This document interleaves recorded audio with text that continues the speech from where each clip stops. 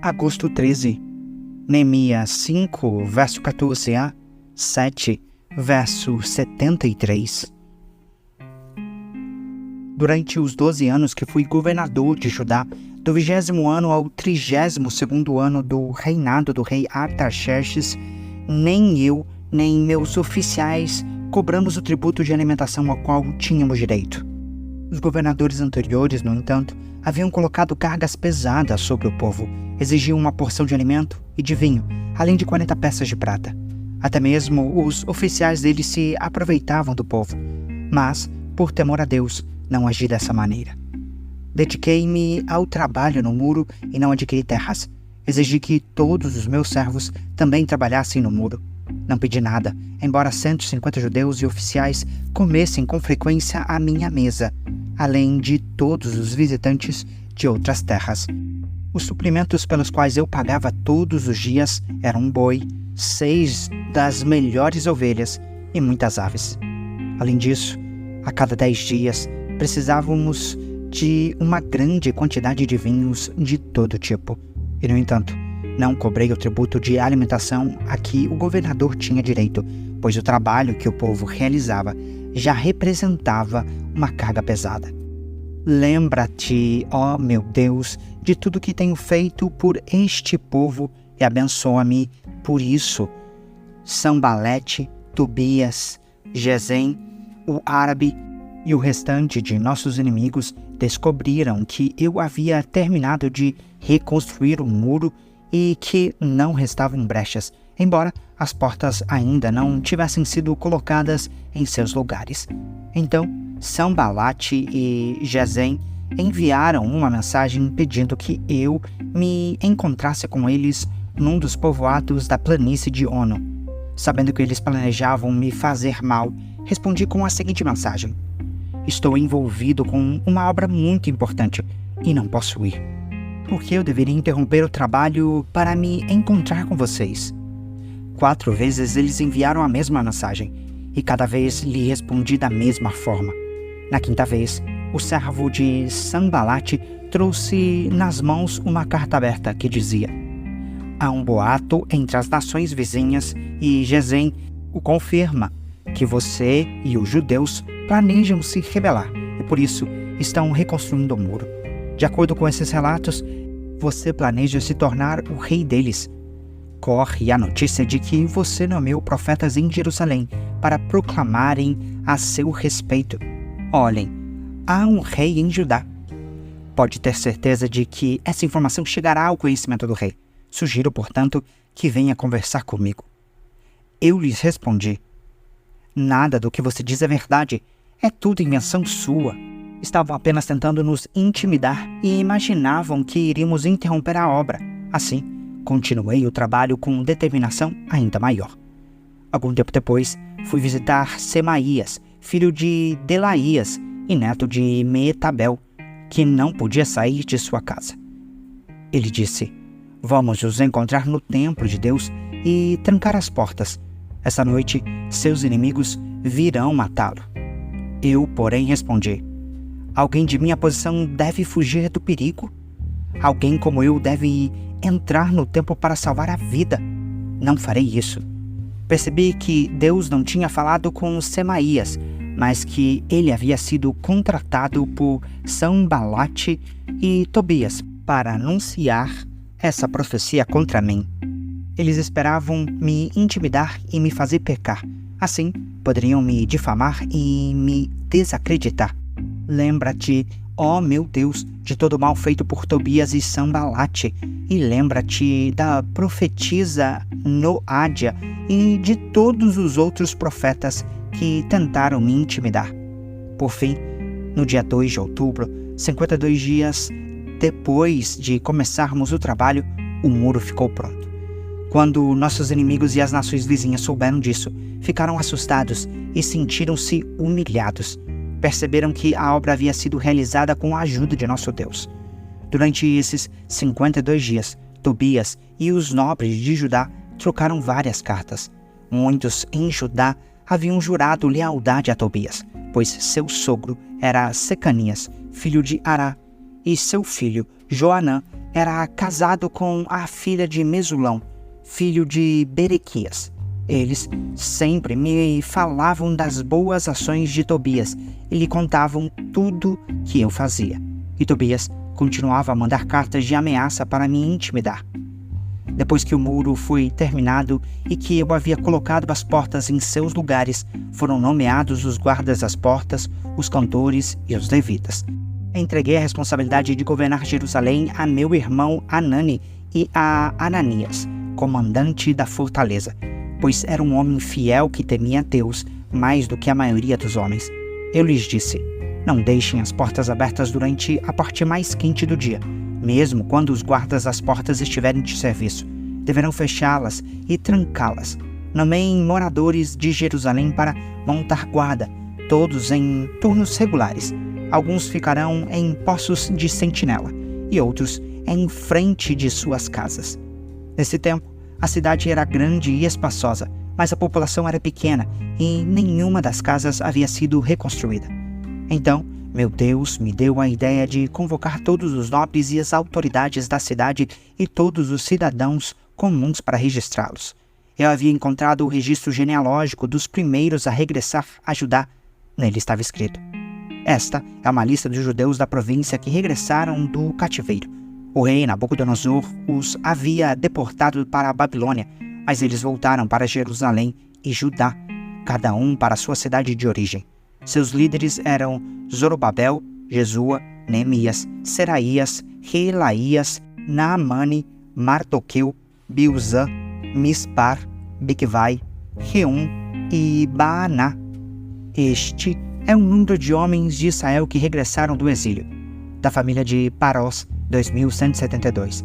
Da família de Cefatias, 372. Da família de Ará, 652. Da família de Paati Moabe, descendentes de Jesua e de Joabe, 2.818.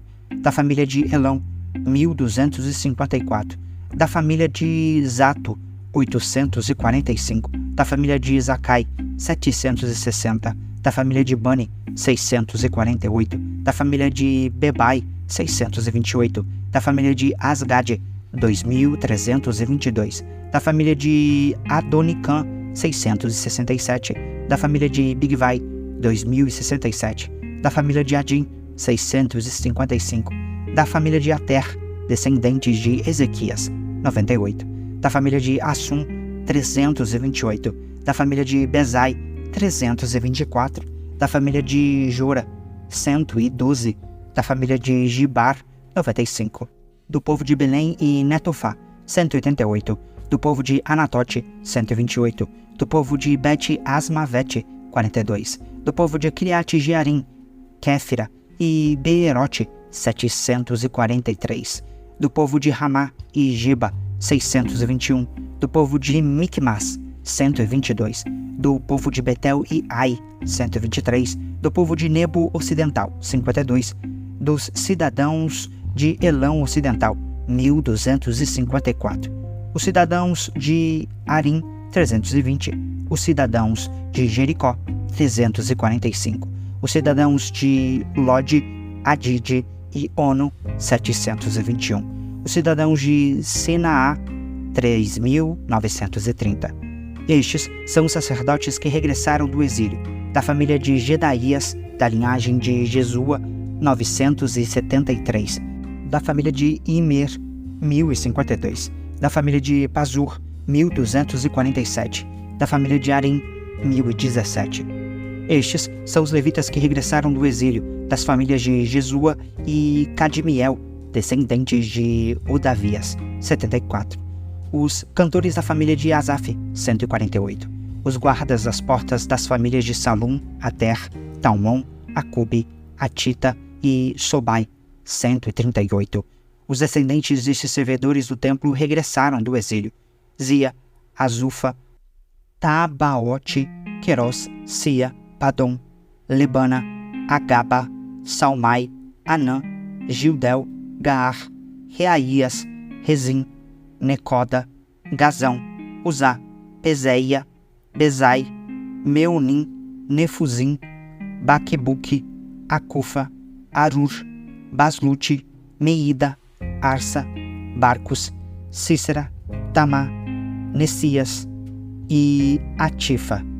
Os descendentes desses servos do rei Salomão regressaram do exílio: Sotai, Sofarete, Peruda, Jaala, Darcon, Gidel, Cefatias, Atil, Poquerete, Azebaim e Ami. Ao todo, os servidores do templo e os descendentes dos servos de Salomão eram 392. Nesta ocasião, outro grupo regressou das cidades de Tel-Melá, Tel-Arsã, Querube, Adã e Imer. Contudo, não puderam comprovar que eles ou suas famílias eram descendentes de Israel. Estavam nesse grupo as famílias de Delaías, Tobias e Necoda, 642 pessoas ao todo. Também regressaram as famílias de 3 sacerdotes, Abaías, Acós e Barzilai. Esse Barzilai havia se casado com uma mulher descendente de Barzilai de Gileade e assumido o nome da família dela. Procuraram seus nomes nos registros genealógicos, mas não os encontraram. Por isso, não se qualificaram para servir como sacerdotes. O governador ordenou que não comessem das porções dos sacrifícios separados para os sacerdotes até que um sacerdote consultasse o Senhor a esse respeito, usando o Urim e o Tumim. Portanto, os que regressaram para Judá foram 42.360, além dos 7.337 servos e servas e dos 245 cantores e cantoras. Levaram consigo 736 cavalos, 245 mulas, 435 camelos e 6.725 jumentos. Alguns dos chefes das famílias fizeram donativos para a obra. O governador deu à tesouraria o total de 8,6 quilos de ouro, 50 bacias de ouro e 530 vestes para os sacerdotes.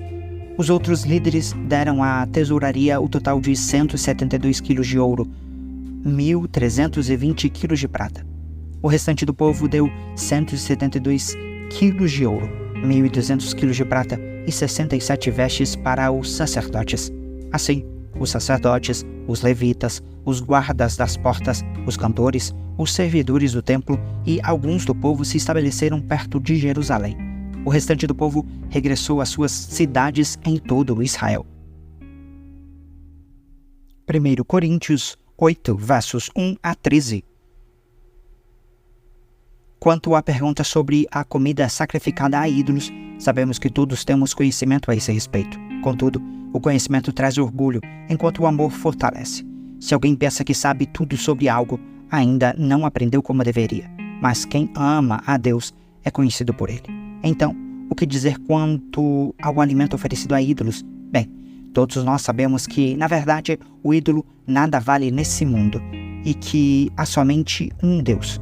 Sim, é fato que existem os que são chamados de deuses, por assim dizer, nos céus e na terra, e há pessoas que adoram muitos deuses e muitos senhores. Para nós, porém, há somente um Deus, o Pai, de quem vieram todas as coisas criadas e para quem vivemos, e há somente um Senhor, Jesus Cristo, por meio de quem todas as coisas foram criadas e por meio de quem recebemos vida. No entanto, nem todos sabem disso. Alguns estão acostumados a pensar que os ídolos são de verdade, de modo que, ao comer alimentos oferecidos a eles, imaginam que estão adorando deuses de verdade e sua consciência fraca é contaminada. Não obtemos a aprovação de Deus pelo que comemos. Não perdemos nada se não comemos, e se comemos, nada ganhamos. Contudo, tenham cuidado para que sua liberdade não leve outros de consciência mais fraca a tropeçarem, pois, se alguém vir você, que diz ter um conhecimento superior, comer no templo de um ídolo, acaso não será induzida a contaminar a própria consciência ao ingerir alimentos oferecidos a ídolos? Assim, por causa do seu conhecimento superior, um irmão fraco pelo qual Cristo morreu acaba se perdendo. E, quando vocês pecam contra outros irmãos, incentivando-os a fazer algo que eles consideram errado, pecam contra Cristo. Portanto, se aquilo que eu como faz um irmão pecar, nunca mais comerei carne, pois não quero fazer meu irmão tropeçar. Salmos 33, versos 1 a 11. Cantem de alegria ao Senhor. Vocês que são justos, é apropriado que os íntegros o louvem. Celebrem ao Senhor com melodias da harpa. Toquem música para Ele com instrumento de 10 cordas. Entoem para Ele um novo cântico. Toquem com habilidade e cantem com alegria. Pois a palavra do Senhor é verdadeira e podemos confiar em tudo que Ele faz. Ele ama o que é justo e bom. O amor do Senhor enche a terra. O Senhor falou e os céus foram criados. Pelo sopro de sua boca, as estrelas nasceram. Determinou os limites do mar e juntou os oceanos em reservatórios. Que o mundo inteiro tema o Senhor e todos os habitantes da terra tremam diante dele. Pois, quando ele falou, o mundo veio a existir. Tudo surgiu por sua ordem. O Senhor desfaz os planos das nações e frustra os projetos dos povos. Mas os planos do Senhor permanecem para sempre. Seus propósitos jamais serão abalados. Provérbios 21, versos 8 a 10. O culpado anda por um caminho tortuoso. O inocente percorre uma estrada reta. É melhor viver sozinho no canto de um sótão que morar com uma esposa briguenta numa bela casa. O perverso deseja o mal e não tem compaixão do próximo.